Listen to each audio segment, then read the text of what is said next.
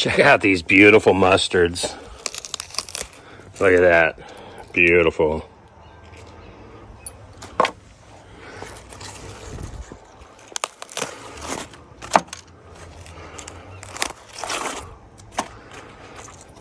Trim your plants, eat the leaves, leave more on there to photosynthesize. The plant stays genetically younger. You'll grow for months and months and months. And you don't have to worry about slug and snail issues as much as if you were to grow for heads or hearts. Take off any of this down here, clean it up, keep your plants tidy, compost. On to the next. We're going to leave this kale here, let it grow a little bit longer. We're going to harvest some of the cilantro or coriander. Just harvest what you need for a few days. Come out and do it when you need more.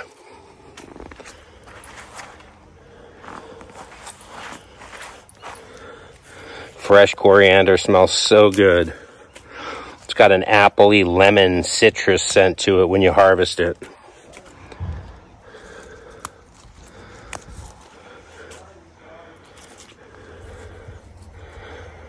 That should be plenty for a couple days.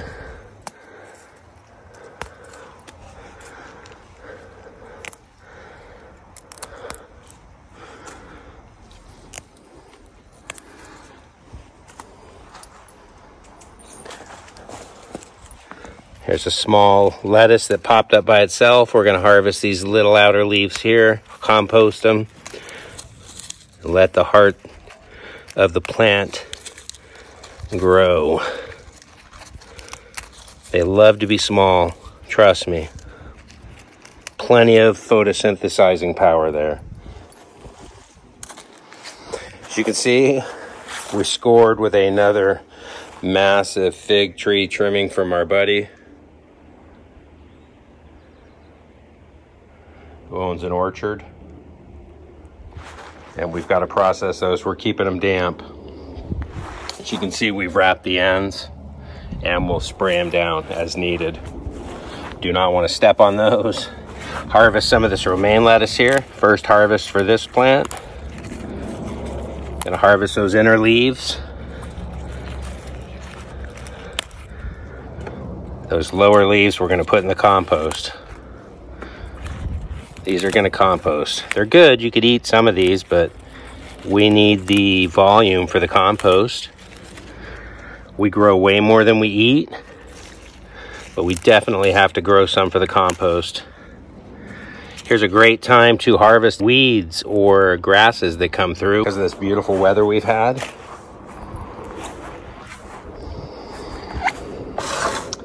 And because it's been so warm, we're still getting hammered by caterpillars. So these are the outer leaves that were older. The caterpillars hammered those. All these inner leaves are really, really strong. And we will spray BT later on today. That's why we're doing a harvest before we spray. Broad beans are looking great, flowering out really good for us. Kale is doing super in the back there. Don't need to harvest anything from that. But I do have a kale plant here I want to harvest some from. I keep forgetting. This red Russian kale is delicious. Super healthy, super good for you. Take all of these lower leaves. All these lower leaves. Free up a bunch of airspace. These are all really healthy, haven't been hit by any caterpillars. Except maybe that older one there and this older one here. So we'll take those. That'll be great food for the compost pile. And the compost pile needs food as much as we do. Believe it or not. Try to keep these harvested greens out of the direct sun because that is going to wilt them quicker. Try to reach in here and get some of this rocket. The rocket's beautiful and these are really growing fast. Want to get those off the ground. We're going to have to come in here with the water. It's gonna be hot today. Well, hot, 75 and sunny. There's a nice Bibb lettuce plant we need to harvest. Love Bibb lettuce. Really, really tasty. This is typically what they make lettuce wrap tacos from, or lettuce wrap burgers. Anytime they lettuce wrap, typically Bibb lettuce is really good because it's really, really strong, but tasty. Nice big flat leaves. Stay on top of these because the insects love to eat them. People are going, stop, dude, stop. Why are you taking that down so low? Trust me, in Southern California, that's perfect size. That thing will grow up and we'll have to pick it again just like this next week. I'll come back and show you how much is that grown. 1 leaf, 2 leaf, 3 leaf, 4 leaves, okay? Plenty of photosynthesis power. As you know, most of the photosynthesizing of lettuce plants is from these inner leaves, not those outer ones we just pulled off. So all these plants here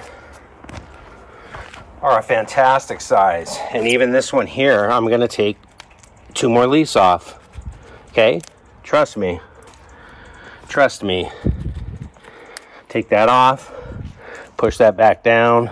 So there's a perfect example of why harvesting for leaf is better than harvesting for hearts or heads of lettuce. So even in SoCal, we have slugs, right? Especially when there's water and when it's damp and cold at night and warm during the day, you'll get slugs.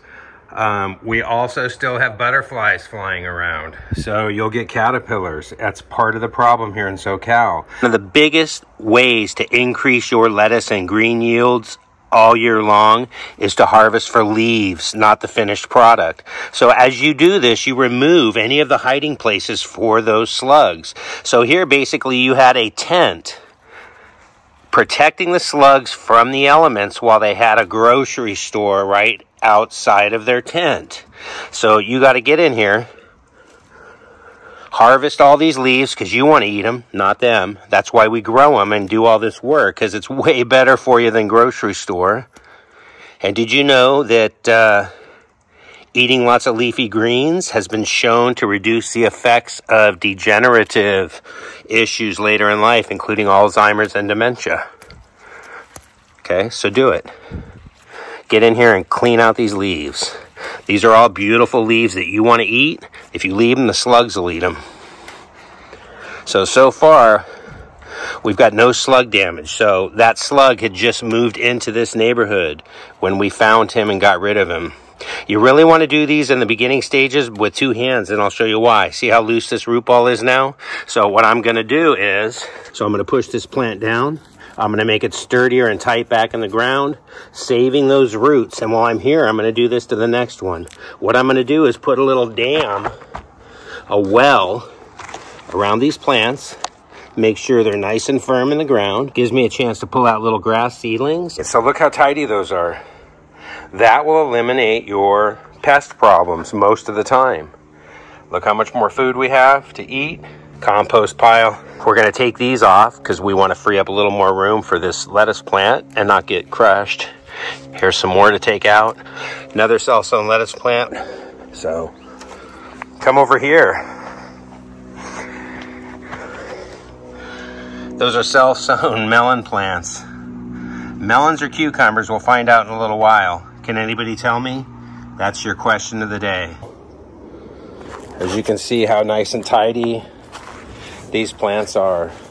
So we harvested 1, 2, 3, 4, 5, 6 bronze leaf lettuce, some mustards, some cilantro, some romaine lettuce, and we have a bunch more left out there. Give them a first quick wash, get rid of as much of that sediment as you can. Soil's good for you. Remember, when it's organic, 70% to 80% of soil has the correct makeup for a healthy gut. So there's nothing wrong with eating a little dirt. While I'm over here, I'm going to harvest some of these Marconi red sweet peppers that are just fantastically ripe. Look at that. Just lift up. Tear. Beautiful. One of the benefits of living in Southern California, Zone 10. You grow peppers almost all year until you get a one little freeze, which does happen. I know I probably got a couple more peppers to harvest over here. You definitely want to get the peppers when they're ready. This one here is maybe a little early, but we're going to take it anyway. Beautiful Marconi right there. Got some jalapenos still floating around. Probably going to harvest some of those soon. Let's check them out. Yeah, they're looking good.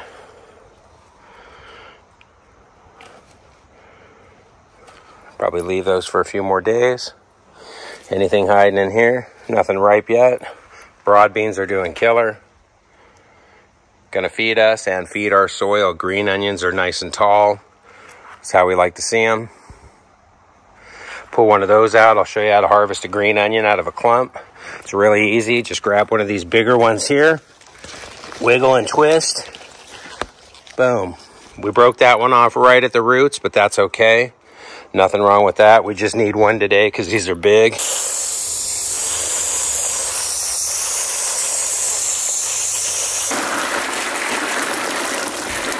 You know how much I love these tote bins.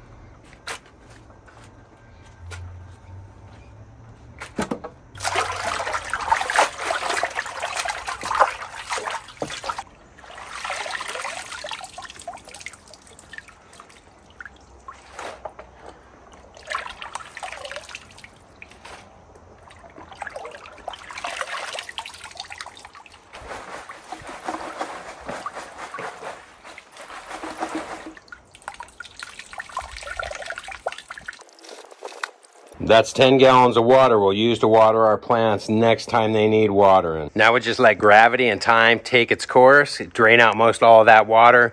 We'll hit it with the salad spinner and we'll bag it. But before we do that, I'm going to weigh it and show you how much you can actually grow in your backyard in a really small area if you do it right. All right, you got 2.75 pounds with this harvest basket, which is 1.25 kilograms. All right, sounds good. 2.75, gonna remember that. 5.6 pounds, right? So let's call it almost 3 pounds of greens from just that little area and a few plants. So that goes to show you how much food you can harvest every week. There you go, we're all bagged and tagged. We've got a bag of kale and peppers, bag of everything else, which is mustard greens, rocket, and cilantro, a bag of lettuce, and another bag of lettuce. So all told, that's our green take of the day. We're happy to have it.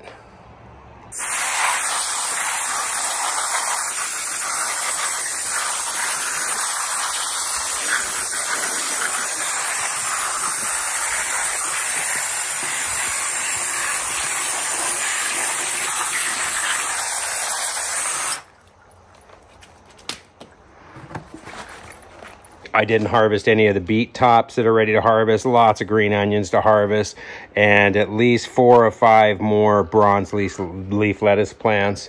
A bunch of kale that I could have harvested if I wanted to, as well as shoots off of those fava bean plants. And taking the shoots is good. It eliminates a place for aphids to land this time of year, which is really difficult. I had some black aphids on there. I hosed off on the few plants that had them. And so I'm going to go through this week and I'm going to pinch the tops out of all of those fava bean plants. All right. That'll cause them to get wider and broader and not as tall, which is a great way for them to hold more pods. As you can see, Lots of white flowers over there. There's a lot for the compost bin, and we're just totally happy on this beautiful winter day here in SoCal. So get out, get your hands dirty, have a great day. Reach out if there's anything you want to see. I will gladly do it. And remember, if you haven't subscribed, please do. Totally helps me out. Hit the like button whenever you want. Celebrate it with friends and family. And from my neck of the woods, peace.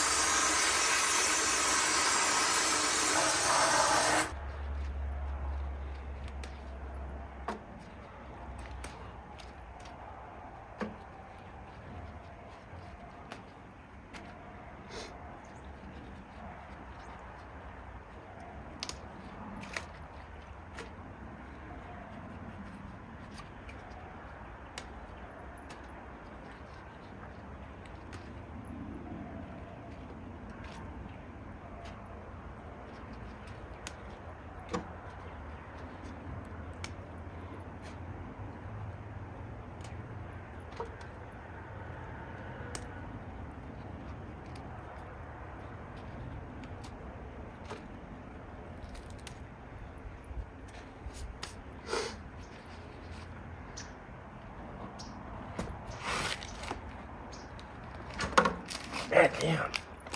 So fucking tight back here, dude.